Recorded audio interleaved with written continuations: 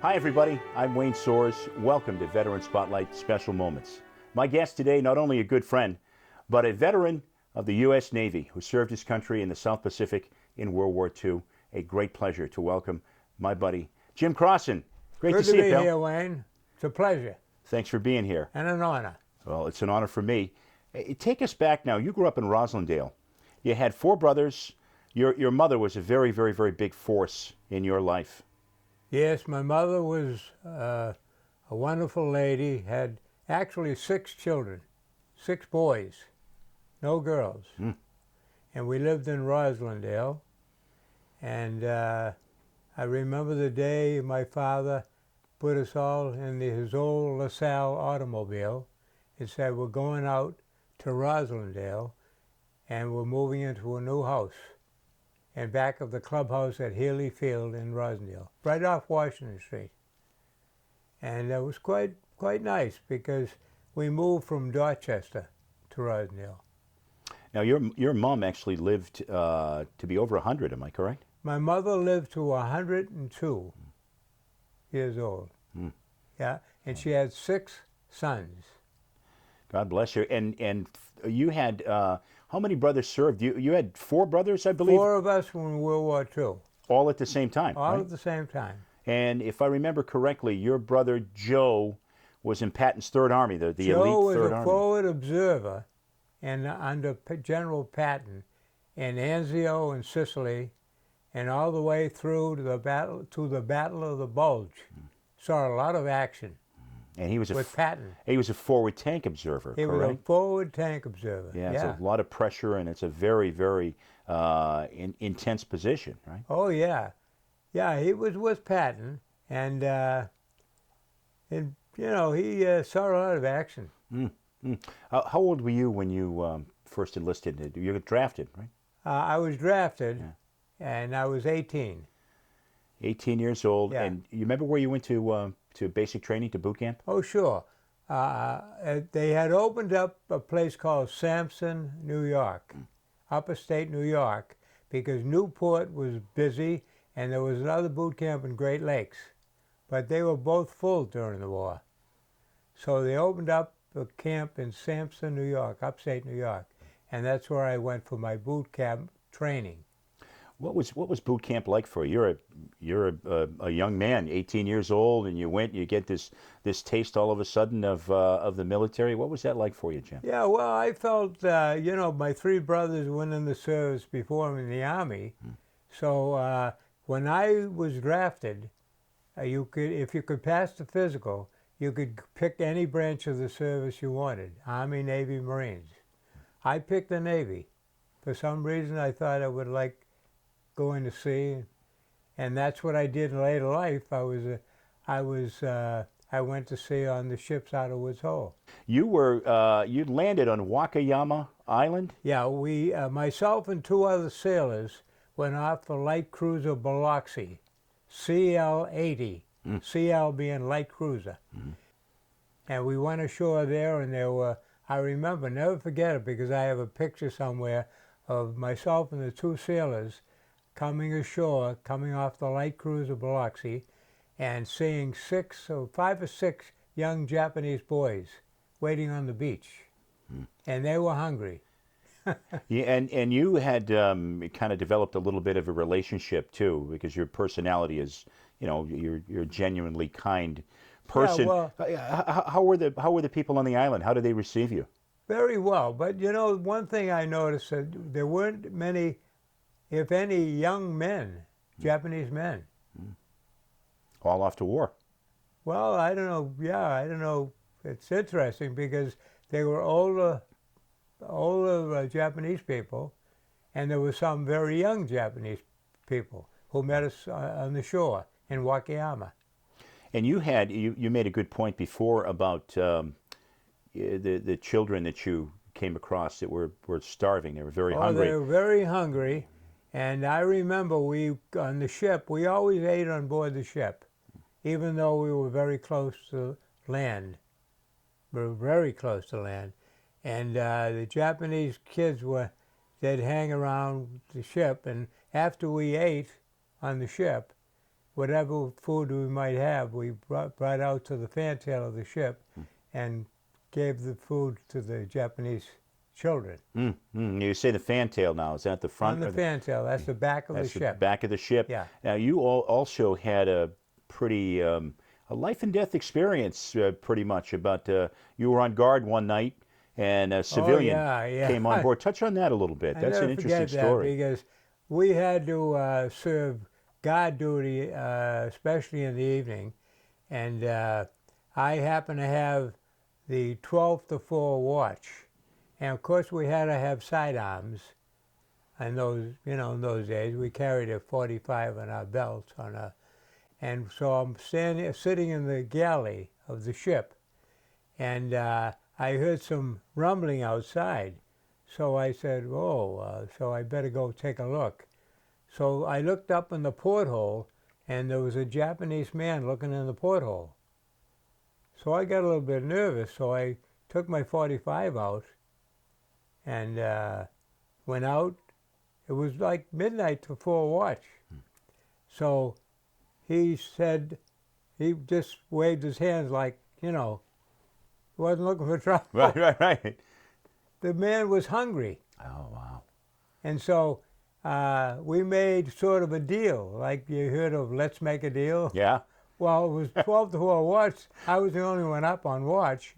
And so I said hello to him. He was in what they call a little boat that come up to the side of the ship. So it worked out good. I gave him some food, and he gave me some Japanese yen. So when I went uptown, I'd have a little Japanese money.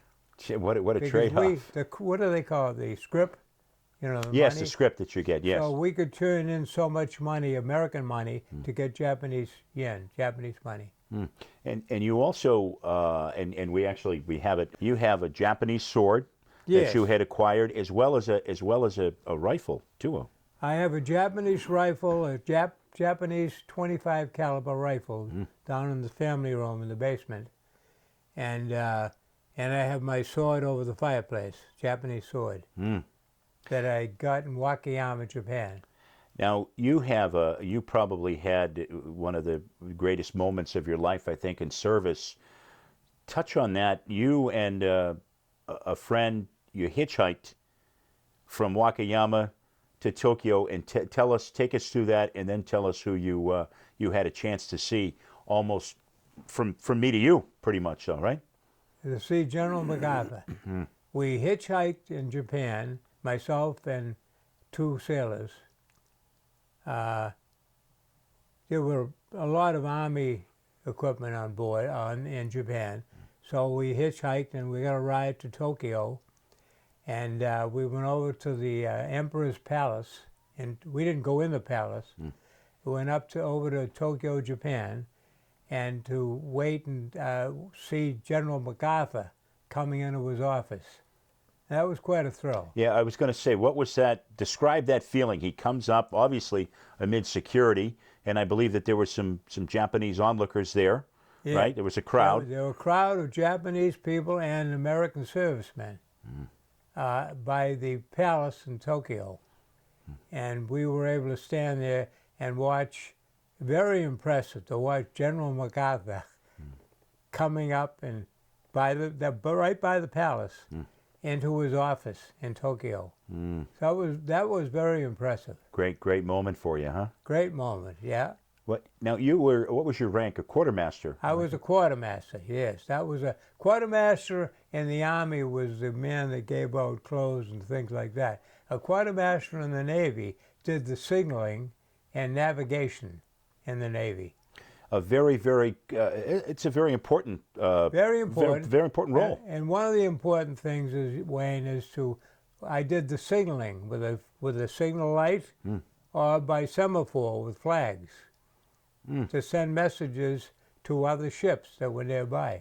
I believe very important during radio silence too. Yes. You had to be on your game. During radio silence, you had to communicate with the flags or the light, or nighttime the light, to do Morse code. Now, were the flags different colors? Yeah, there were different colors. The flags went up on the yardarm, depending on, there were different flags for different procedures. Sometimes you'd have a quiet ship, so you'd put the flag up, which would indicate no communication. But we also use a signal light, a flashing light, which goes by the Morse code. For example, A is dot dash, B is dash dot dot dot, C is dash dot dash dot, and it goes on and on for the whole alphabet.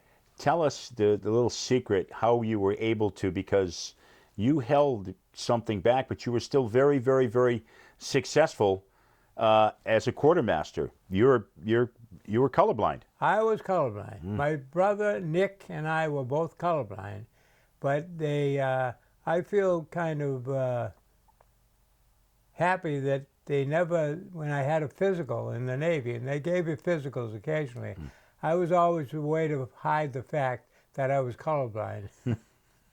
Because you couldn't get in the Navy if you were colorblind. Right. But I get in the Navy. You get in the Navy, and here you have one of the most important roles on a ship, and you were able Navigation and signaling. And you were able to do that. I did the signaling with the flags and with the blinker light. Yeah.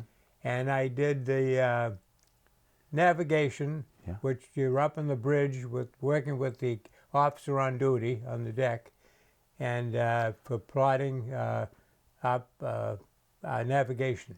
We mentioned radio silence being a very, very difficult, role for you. What was the most difficult part of being in radio silence? You're a quartermaster, you're in tribute, and you've got to perform right away, because any miscue and your ship's in trouble.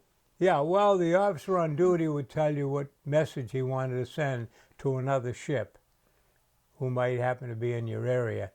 And so you do it in the evening, you do it by blinking light, a signal light.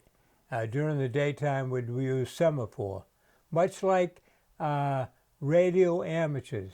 Radio amateurs use the same procedures for signaling. Right. What you're an 18-year-old. You're away from home. Very close, very close-knit family. Describe, what were the holidays like for you over there?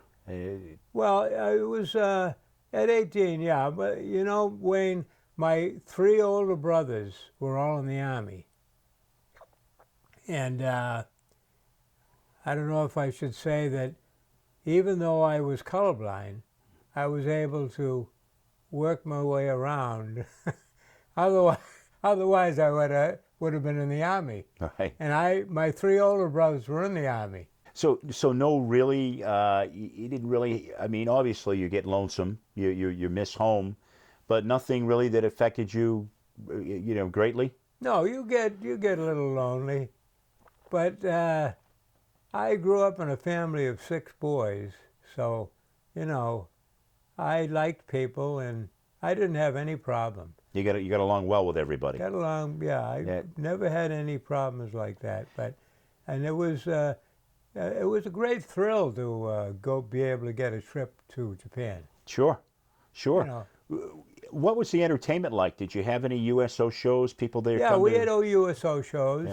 Yeah, the different people. As a matter of fact, I remember that there were several movie stars that came over. Bob Hope, came over to entertain us. In big group of guys on the ship. Yeah, sure. What was that like? See, you hope that's. Yeah, it was quite a thrill. Was there anyone that you looked up to that was a mentor? I know you and I have talked about this before, but anybody? Yeah, I did. We had the commander of our ship, not the light cruiser, but the landing craft. They call them LCT, landing craft tanks.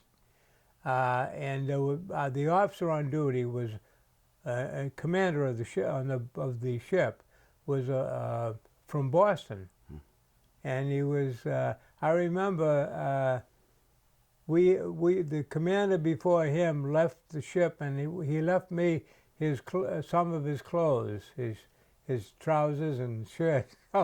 I remember going up to get with the officer on duty. I was a quartermaster third class striking for second class.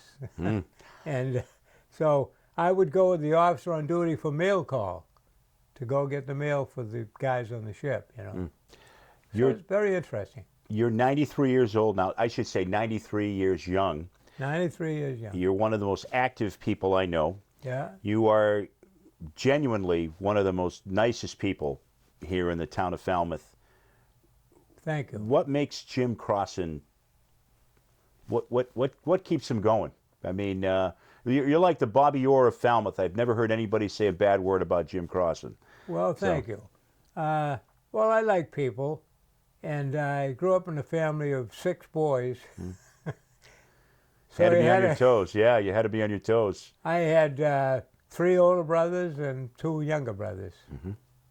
Unfortunately, my younger brother, Hugh, he passed away. He had Parkinson's disease.